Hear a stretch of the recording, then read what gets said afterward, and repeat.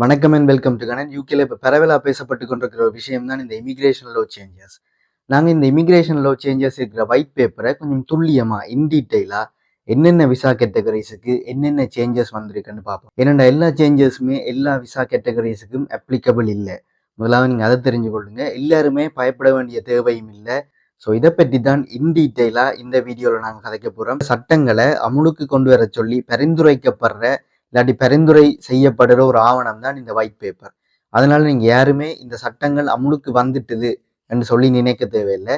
இது எப்போ அமுலுக்கு வருமெண்டா இந்த வருஷத்தின் ஓட்டம் இல்லாட்டி நெக்ஸ்ட் இயர் தான் இதெல்லாம் அமுலுக்கு வரதுக்குரிய வாய்ப்புகள் இருக்குது. அதனால இந்த சட்டங்கள் கொண்டு வரப்படுறதுக்கு முதல்ல இல்லாட்டி ஆல்ரெடி இந்த யூகேல இருக்கிறாக்களுக்கு இந்த சட்டங்கள் பொருந்தாது என்று பரவலா பேசப்படுது. உங்களோட கணன் சேனல்ல நாங்கள் ஒவ்வொரு விஷயங்களையும் ஆராய்ஞ்சு அங்கீகரிக்கப்பட்ட சோர்சஸ்ல இருந்து தான் தகவல்கள் எடுத்து சொல்றோம். அதை விட தம்ப்நெயில்ல கேப்ஷன்ல என்ன விஷயம் இருக்கோ அதே விஷயம் கட்டாயமான வீடியோல இருக்கும். நாங்கள் உங்களை கிளிக் பண்ண வைக்கிறதுக்காண்டி எந்த ஒரு கேப்ஷனோ தம்ப்நெயிலோ போடுறது இல்லை. ஸோ மறக்காம இந்த கணன் சேனலை சப்ஸ்கிரைப் பண்ணிடுங்க. இந்த வீடியோக்கும் லைக் பண்ணிடுங்க. தேவையான ஆட்களோட இந்த வீடியோவை ஷேர் பண்ணுங்க.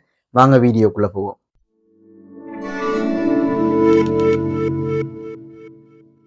இந்த யூகே பார்லிமெண்ட்ல சப்மிட் பண்ணப்பட்டிருக்கிற 76 பக்கங்கள் கொண்ட இந்த ஒயிட் பேப்பருக்கு என்ன பேர் தெரியுமா வச்சிருக்காங்க? Restoring control over the immigration system. அதாவது குடிவரவு அமைப்பின் மீதான கட்டுப்பாட்டை மீட்டமைத்தல். அப்ப இவ்வளவு நாளும் குடிவரவு அமைப்பின் மீது கட்டுப்பாடுகள் ஒன்றும் இருக்கே இல்லையாண்டு உங்களுக்கும் ஒரு மைண்ட் வாய்ஸ் வரலாம். இதுல இருக்கக்கூடிய சட்ட மாற்றங்கள் அமுலுக்கு வாரத்துக்கு எவ்வளவு சான்சஸ் இருக்குன்னு கேட்டீங்கன்னா நிறையவே இருக்கு.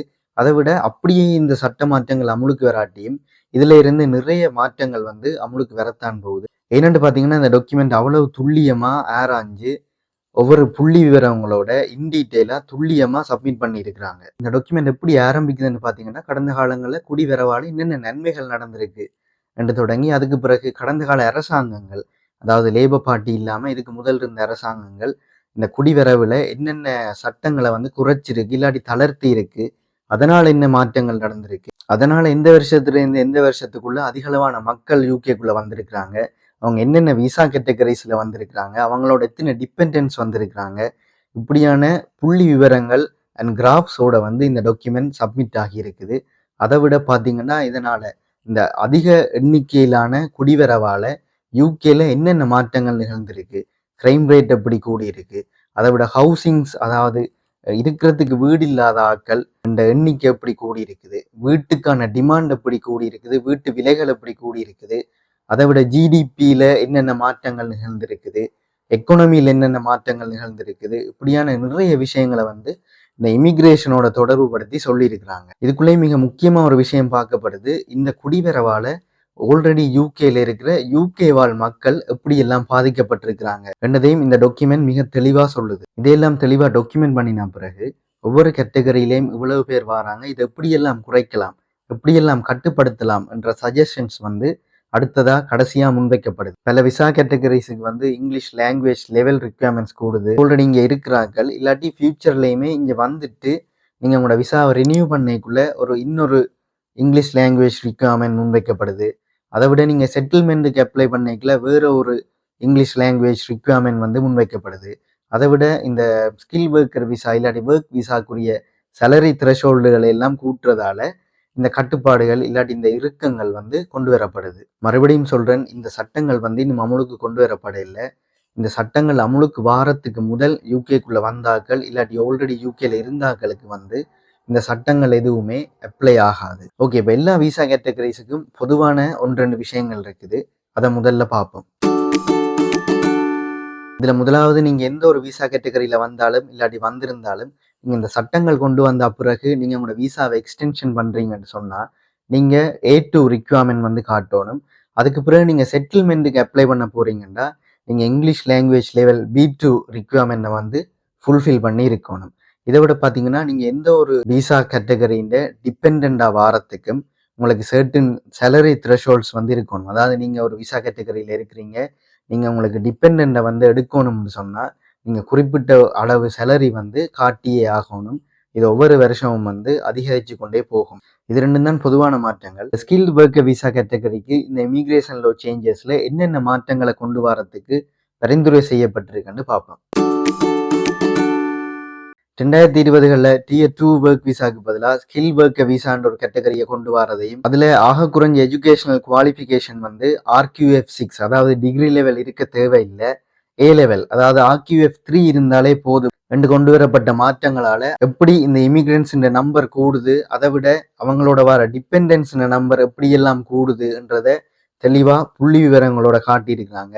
அதனால இந்த ஸ்கில் ஒர்க் விசாக்கு அப்ளை பண்றவங்களுக்கு திரும்பவும் RQF6, அதாவது டிகிரி லெவல் குவாலிஃபிகேஷன்ஸ் இருக்கணும்ன்றத சட்டமாக்குறதுக்கு பரிந்துரை செய்யப்பட்டிருக்கு. அதை விட இவங்க டிபெண்டன்ஸை இவங்களோட கூட்டி கொண்டு வரணும், இல்லாட்டி எடுக்கணும்னு சொன்னா அதுக்கு வேற வேற சேலரி த்ரெஷோல்டையும் செட் பண்ண போறாங்க. ஆல்ரெடி ஸ்கில் ஒர்க் விசால இருக்கிற ஆட்களுக்கும் இந்த சேலரி த்ரெஷோல்டு வந்து அப்ளை ஆகிறதுக்கு சான்சஸ் இருக்கு. ஏன்னு பாத்தீங்கன்னா, நீங்க ஆல்ரெடி ஒரு ஸ்கில் ஒர்க் விசால இருக்கிறீங்க, நீங்க டிபெண்டன்ட்டை கூட்டி கொண்டு வந்திருக்கிறீங்க, நீங்க உங்களோட விசாவை ரினியூ பண்ண முதல் இந்த சட்டங்கள் அமுலுக்கு கொண்டு வரப்பட்டுட்டுதுண்டா நீங்களும் இந்த சேலரி த்ரெஷோல்டை மீட் பண்ணணும்.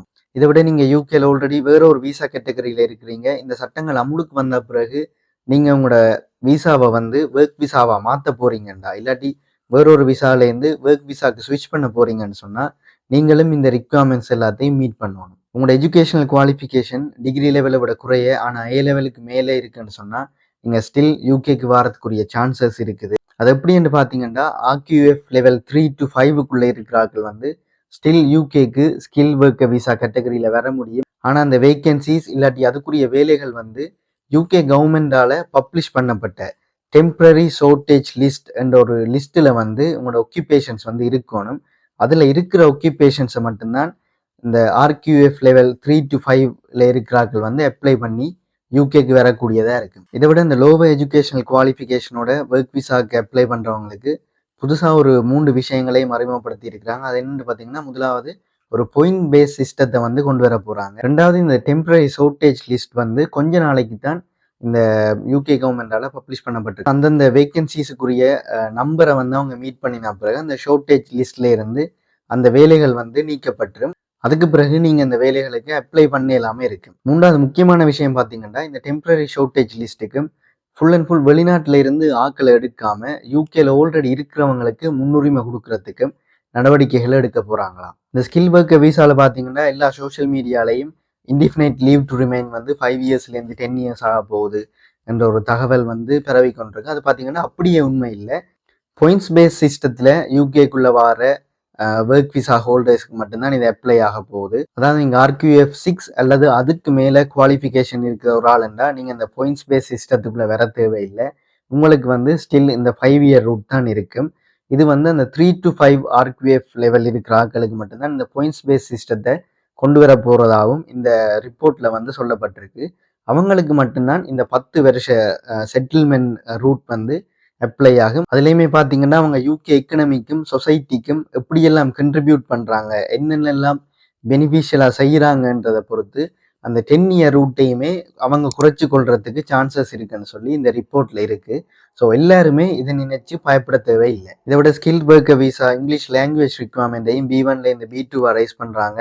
அவங்களோட டிபெண்டன்ஸுக்கும் வந்து புது லாங்குவேஜ் ரிக்வயர்மெண்ட்ஸ் செட் பண்ண போகிறதா இந்த டாக்குமெண்ட்ல சொல்லியிருக்காங்க. இந்த புது இங்கிலீஷ் லாங்குவேஜ் ரிக்வயர்மெண்ட் லெவல் என்னன்றது வந்து அந்த டாக்குமெண்ட்ல சொல்லப்படையில. அதை விட இந்த சட்டங்கள் கொண்டு வந்த பிறகு இந்த லாங்குவேஜ் ரிக்வயர்மெண்ட் லெவல் வந்து அடுத்தடுத்த வருஷங்கள்ல கூடிக்கொண்டு போகும் என்றும் இதுல சொல்லி இருக்கு. இப்படி யூகேல நடக்கிற மாற்றங்களை இன் டீட்டெயிலா ஷார்ட்டா நீங்க தெரிஞ்சு கொள்றதுக்கு கணன் யூடியூப் சேனல் மறக்காம சப்ஸ்கிரைப் பண்ணிடுங்க. இந்த வீடியோக்கு ஒரு லைக் பண்ணிடுங்க. 76 பேஜஸ் இருக்கிற இந்த ஒயிட் பேப்பர் டாக்குமெண்ட்டை வாட்சி தான் நான் இவ்வளவு விஷயங்களையும் உங்களுக்கு சொல்லியிருக்கிறேன். ஸோ மறக்காம இந்த வீடியோக்கு லைக் பண்ணிடுங்க. உங்களுக்கு ஏதாவது டவுட்ஸ் இல்லாட்டி கேள்விகள் இருந்தால் நீங்கள் தாராளமாக எங்களோட இன்ஸ்டாகிராம் பேஜுக்கு மெசேஜ் பண்ணலாம். நாங்கள் இதுவரைக்கும் எல்லா மெசேஜுக்குமே ரிப்ளை பண்ணியிருக்கிறோம், உங்களுக்கும் ரிப்ளை பண்ணுவோம்.